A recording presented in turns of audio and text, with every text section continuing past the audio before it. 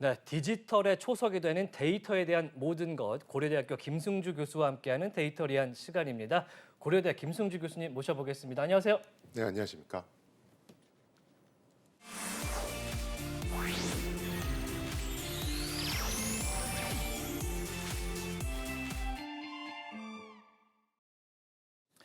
네, 지난해 하반기 블록체인 크립토 업계에 대형 화두가 하나 있었습니다. 이더리움의 시스템 변화, 업데이트 소식이 있었는데요. 이른바 채굴 방식을 POW에서 POS로 바꿨다. 네. 이런 뉴스를 많이 접하셨을 것 같습니다. 그런데 이 영어 단어만 보면 뭐가 바뀐 건지 하나도 모르겠거든요. 그래서 김 교수님과 함께 POW에 대해서 오늘 짚어보도록 하겠습니다. 자, 이더리움 때문에 POW라는 이 명칭을 들어보신 분들이 많이 생긴 것 같은데요. 먼저 작업 증명이라고 하는 이 POW 어떻게 생긴 거고 왜 관심을 가져야 될까요? 실제로 뭐 제가 강의를 하거나 예. 뭐 인터뷰할 때도 보면 이제 크립토 투자하시는 분들은 네. 블록체인 작업 증명 채굴 정도는 이해하고 있다라고 알고 계세요. 그런데 실제로 좀 깊이 얘기를 하다 보면 제일 잘못 알고 계신 게 바로 이 세 가지입니다. 아, 그렇죠. 예, 그래서 사실 이제 새 첫 주제로 어떤 걸 다뤄볼까 하다가 건전한 투자를 하려면 좀 기본에 충실할 필요가 있겠다. 네. 그래서 블록체인, 그다음에 작업 증명, 채굴 이 세 개는 조금 명확하게 짚고 넘어가는 게 좋겠다라고 해서 떨리네요. 잘못 알고 있었을까봐. 그래서 이제 작업 증명을 짚어주시죠. 이제 예. 다루기로 한 거고요. 사실은 많은 분들이 이 작업 증명, 그러니까 우리가 POW, Proof of Work 이렇게 얘기하죠. 이것이 블록체인에서 처음 나왔다 이렇게 알고들 계신데요. 그렇지는 않습니다. 아, 그래요? 네, 그래서 제가 논문을 하나 준비해 왔는데 예. 이 작업 증명이라고 하는 기술 자체는 92년도에 나온 기술입니다. 30년이 됐군요. 그렇죠. 그러니까 우리가 보통 비트코인이 2008년 10월에 예. 처음 논문이 공개됐다 뭐 이렇게 얘기를 하는데 예. 사실은 그거보다 훨씬 전에 발표된 거죠. 지금 화면에 보시는 저것이 예. 작업 증명 POW라고 하는 기술을 처음 제안한 논문입니다. 예. 그래서 1992년에 크립토라고 하는 컨퍼런스에서 발표가 됐고요. 근데 제목을 한번 보실 필요가 있어요. 저기 끝에 보시면 Combating Junk Mail 이렇게 써 있잖아요. 네. 저게 이제 스팸 메일 얘기하는 네. 겁니다. 그래서 원래 이 작업 증명이라고 하는 건 스팸 메일 방지하려고 나온 기술입니다. 아, 그렇군요. 네. 필터링 네. 기술이군요. 그렇죠. 그런데 그것을 이제 비트코인에서 블록체인을 운영하는 수단으로 가져다 쓴 거다. 그래서 이렇게 보시면 될 것 같고요. 자, 그러면 도대체 작업 증명이라고 하는 게 뭐길래 그렇죠. 우리가 블록체인, 비트코인 운영하는데 이걸 쓰느냐? 이걸 이제 좀 살펴볼 필요가 있겠죠. 아마 이제 이 인포맥스 D에서도 많이 다뤘을 것 같은데 이제 블록체인이 뭡니까? 이렇게 이제 질문들을 하면 이거 분산 장부입니다. 그래서 옛날에는 금융거래 기록을 은행의 중앙 서버에만 넣어뒀는데 이걸 모든 이용자들 컴퓨터에다 보관시키니까 데이터가 투명하게 공개되고 네. 뭐 한 곳에서 데이터가 뭐 변조돼도 다른 곳에 백업이 돼 있으니까 안전합니다. 뭐 네. 이런 얘기를 굉장히 많이 하죠. 많이 네. 했습니다. 그렇죠? 자, 그런데 데이터를 분산해서 저장한다. 이게 그렇게 생각보다 쉽지가 않습니다. 예를 들면 지금 이제 사회자 두 분이 계신데 네. 두 분이 컴퓨터의 하드디스크에 보관된 똑같은 파일들을 네. USB 10개에도 똑같이 저장 보관해 둔다고 생각해 보시자고요. 네. 그러면 이것들 동기를 맞추는 게 쉽지가 않습니다. 왜냐하면 컴퓨터 하드디스크에서 작업을 해서 조금 바뀌었어요. 네. 그러면 USB 10개도 다 업데이트를 해줘야 되거든요. 그렇죠. 이게 생각보다 쉽지가 않습니다. 난리가 나겠네요. 또 이 동기를 잘한다 하더라도 USB 자체에 하드웨어적인 오류가 발생할 수도 있고 네. 또 내가 동기를 맞추다 보면 사람이 실수할 수도 있고 네. 또는 USB 10개 중에서 한두 개가 해킹을 통해서 데이터가 바뀔 수도 있습니다. 그래서 우리는 블록체인은 데이터를 분산 저장하는 겁니다. 이렇게 얘기하지만 네. 분산 저장돼 있는 데이터들의 동기를 맞추는 건 절대로 쉽지 않습니다. 맞아요, 맞아요. 그래서 실제로 이용자가 많아지면 많아질수록 이런 이용자들 컴퓨터에 백업돼 있는 이 분산 장부의 데이터는 사람의 실수건 아니면 컴퓨터의 고장이든 아니면 해킹을 당했든지 간에 데이터가 수정될 위험이 존재합니다. 자, 그러면 여러 개 있는 분산돼 있는 데이터 중에서 네. 어떤 데이터가 과연 옳은 데이터야? 그렇죠. 이걸 주기적으로 확인할 필요가 있지 않습니까? 참값을 찾아내야죠. 그렇죠. 네, 그럼 예. 어떻게 해야 확인할까요? 모르겠습니다. 다수결입니다. 어. 예를 들어서 데이터가 100군데에 분산 저장돼 있어요. 예. 그런데 보니까 이 데이터가 다 달라요. 그러면 이 100개 중에서 얼마나 많은 곳에 똑같은 데이터가 들어가 있는지를 보면 되죠. 예를 들어서 100개 중에서 60군데에 네. 동일한 데이터가 있더라. 그럼 네. 그 데이터를 옳은 걸로 기준을 판단해요. 삼는 겁니다. 아하. 자, 그러면 제가 여기서 다수결을 따라갑니다. 이렇게 말씀을 드렸죠. 네. 이 다수결이라고 하는 게 결국은 뭐냐면 투표입니다. 민주주의죠. 그렇죠. 예. 그래서 블록체인 얘기가 나오면 투표 얘기가 반드시 나오는 겁니다. 음. 어떤 데이터가 옳은지를 투표를 통해서 가리겠다는 얘기입니다. 네. 그렇죠? 자, 그런데 이 인터넷상으로 투표를 한다는 게 생각보다 쉽지 않습니다. 네. 왜냐하면 공격할 수 있는 포인트가 너무 많아요. 네. 그래서 우리 아직도 인터넷상으로 국민 투표 안 하잖아요. 못합니다. 예. 네. 왜 그러냐면 해킹 당할 수 있는 그런 포인트가 너무 많아서 그런 그러니까, 겁니다. 네. 자, 그런데 이런 인터넷 투표를 공격하는 해킹 기법 중에서 네.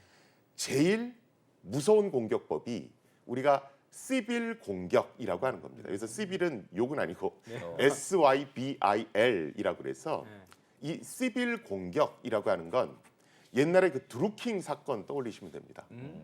드루킹 사건이라는 게 드루킹이라고 하는 사람이 이용자들의 아이디를 대량으로 구매해서 예.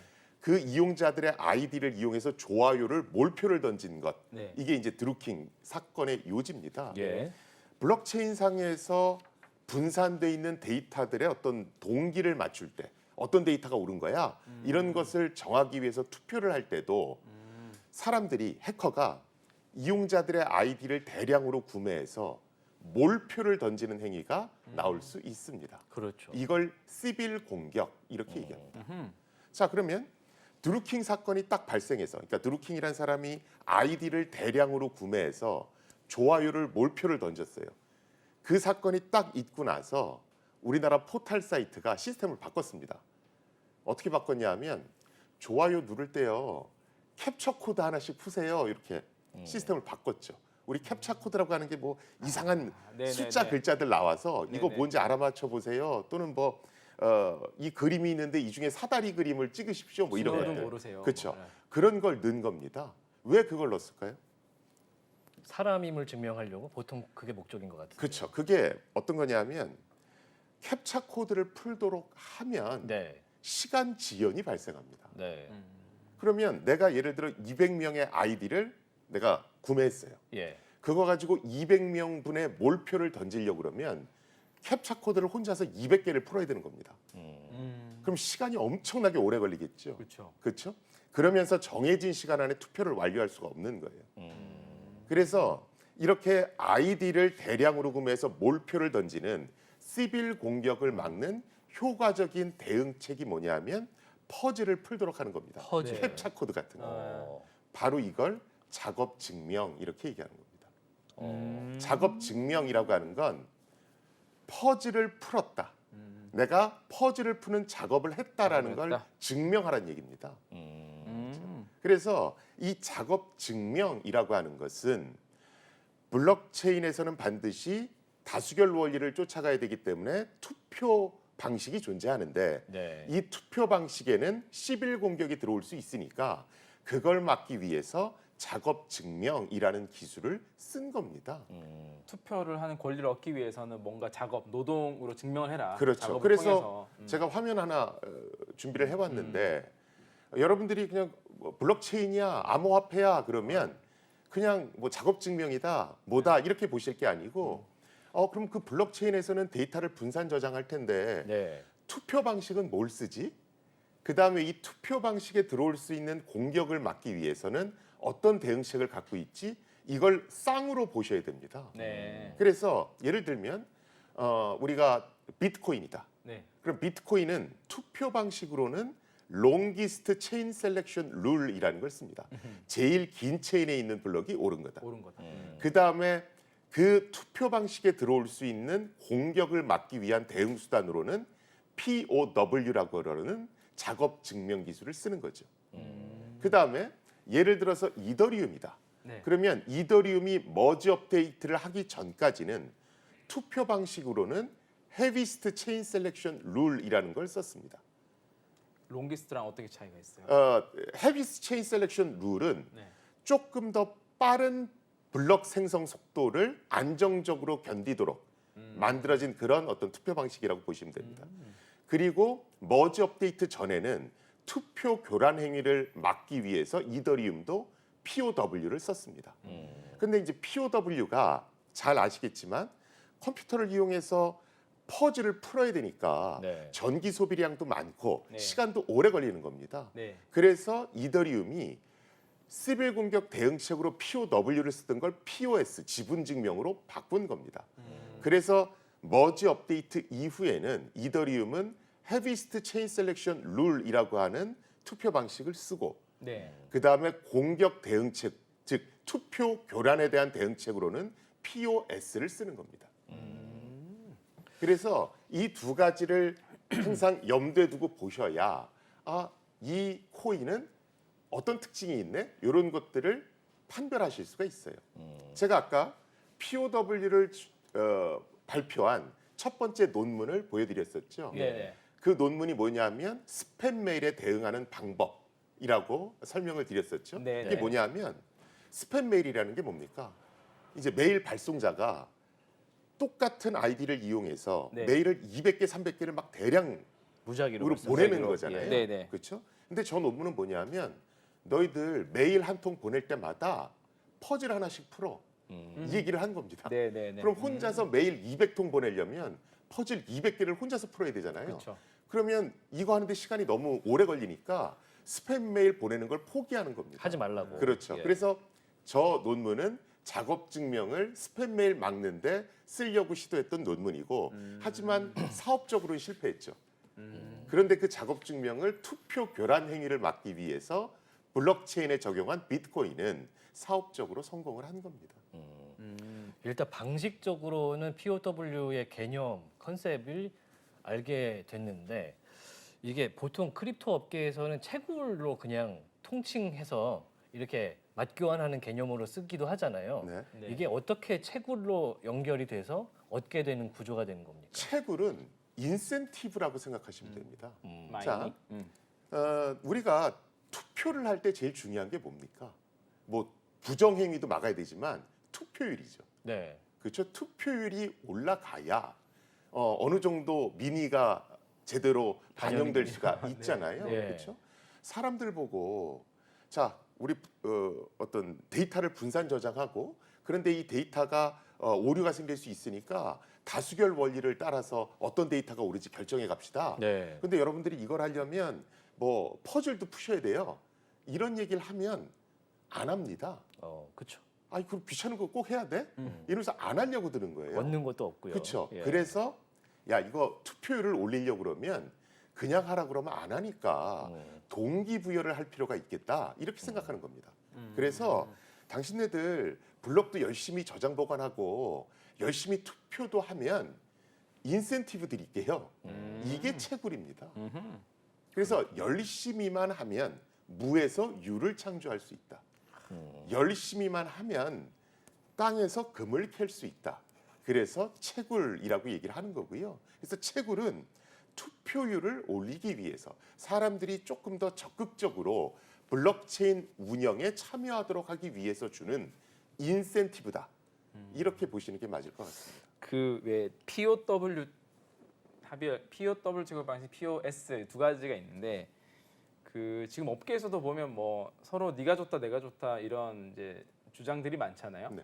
그 POW 같은 경우는 아까 92년에 처음 나왔던 뭔가 오래 전에 스타트한 것 같고 POS는 언제 이런 기술에 대해서 이제 뭔가 논문이라든지 스타트한 시가 있나요? 사실은 POS 기술 자체는 뭐 논문으로 나왔다기보다는 네. 블로그 상으로도 굉장히 오래전부터 발표가 됐습니다. 근데 POS라고 하는 건 사실은 특별한 기술이라고 하기보다는 그냥 우리 주주총회 시스템 생각하시면 돼요. 그렇죠. 그러니까 어떻게 하면 저렇게 투표 행위를 교란하는 그런 걸 막을 수 있을까 잘 생각해 봤더니 만약에 내가 코인을 많이 보유했고 네. 그 코인을 많이 보유한 사람의 의견을 네. 더 많이 반영시키면 그렇죠. 이 사람은 자기 코인의 가치가 떨어지는 게 싫으니까 네. 이 사람은 투표 교란 행위를 안 할 거 아니야. 그래서 코인을 많이 보유한 사람의 의견을 더 많이 들어주자. 그렇죠. 예를 들어 주주총회 보면 주식 수가 많을수록 발언권이 세잖아요. 그렇죠. 그게 결국 지분 증명입니다. 지분 증명이라 부르니까. 그러면 POW와 POS가 그냥 하나의 기술적 트렌드로서 POS가 더 낫고 안 낫다 이렇게 기술 트렌드로 볼 수 있는 건가요? 아니면 POW와 POS는 그냥 각각의 다른 목적? 다른 거라고 보시면 더 거라고 맞을 보는 것 게 같습니다. 맞죠. 제가 왜 다른 걸로 보셔야 우위가 됩니다. 없다. 예, 예. 왜냐하면 POW도 장단점이 있고 POS도 장단점이 있습니다. POW 같은 경우는 뭐 장점은 누구나 다 공평하다. 물론 이제 컴퓨팅 파워를 얼마나 갖고 있느냐의 문제는 있을 수 그렇죠. 있겠지만 네. 누구나 다 공평한 기회를 가질 수 있다라는 건 장점입니다. POW. 그런데 굉장히 많은 어떤 전기 소비를 한다. 이건 단점이죠. 자원이 많이 들어간다. 그렇죠. 근데 POS는 자원이 많이 들어가지는 않죠. 코인을 많이 보유한 사람의 의견을 더 귀 기울여 듣겠다는 거니까. 근데 문제는 고래가 막대한 영향력을 발휘한다는 문제가 독식할 수도 있습니다. 있죠. 그렇죠. 예. 그래서 우리가 주주총회 보면 소액 주주들의 의견을 들어주십시오. 막 이런 맞아요. 얘기를 네, 하잖아요. 네, 네. 그래서 이 어떤 비탈릭 부테린도 지분 증명이라는 책을 써서 화제가 됐지 않습니까? 네. 거기서도 보면 이런 POS가 갖는 이런 고래의 문제 이거에 대해서 사실은 굉장히 많은 고민을 하고 있습니다. 그리고 사실은 그럼 POS가 고래 문제 빼고 그럼 기술적으로 완벽하냐? 사실은 그런 것도 아닌 것이 우리가 공매도라는 게 있지 않습니까? 네. 이 공매도라는 건 회사에 해가 되는 행위를 통해서도 내가 돈을 벌 수 있다라는 걸 반증하는 어떤 기법이기도 하거든요. 네. 그래서 실제 작년에 그 논문이 발표됐는데 어느 정도의 조건을 맞추면 공매도 기법을 이용해서 이 POS 기반의 여러 가지 블록체인 시스템을 흔들어 놓을 수 있다. 그리고도 이익을 볼 수 있다. 이런 논문이 발표되기도 했습니다. 이게 처음에는 이제 스팸 메일 방지용으로 POW가 나왔잖아요. 네. 근데 지금은 POW가 이제 우리가 블록체인에서 하나의 이제 증명 방식으로 많이 쓰는데 이 채굴 방식, 블록체인 이외에 이 POW가 쓰임새도 있어요. 뭐 가장 많이 보이는 게 뭐 스팸 메일 아까 보셨듯이 여전히? 그거고요. 네. 근데 사실 뭐 실제로는 안 쓰인다. 그렇죠. 실제로 이렇게 대량으로 쓰이는 건 역시 블록체인입니다. 그래서 뭐 지금 그럼 POS가 끝이냐 그렇지는 않을 겁니다. POS를 지금 뭐 투표 방식도 정말 많고요. 그 다음에 어떤 투표 교란 행위를 막는 기법도 정말 많고. 그런데 지금 그런 여러 후보 중에서 POW와 POS가 주목을 받는 것이고 POS가 막 쓰이다가 또 문제가 노출되면 머지 업데이트 하듯이 네. 또 다른 걸로 업데이트가 될 확률도 여전히 존재합니다. 이더리움 얘기를 했으니까 잠깐만 얘기를 해보면은 사실 일반 투자자들 입장에서는 나도 채굴을 할 수 있는 POW를 좀 더 선호할 것 같기도 한데요. 굳이 이더리움 설립자인 부테린이 이쪽으로 가고 있는 이유는 뭐라고 생각하십니까? 그러니까 일단 속도 문제가 가장 큽니다. 예, 그러니까 지금 이더리움이 사실 가장 지금 추구하고 있는 건 지금 이더리움 플랫폼의 과부하가 굉장히 심각하게 걸리고 있습니다.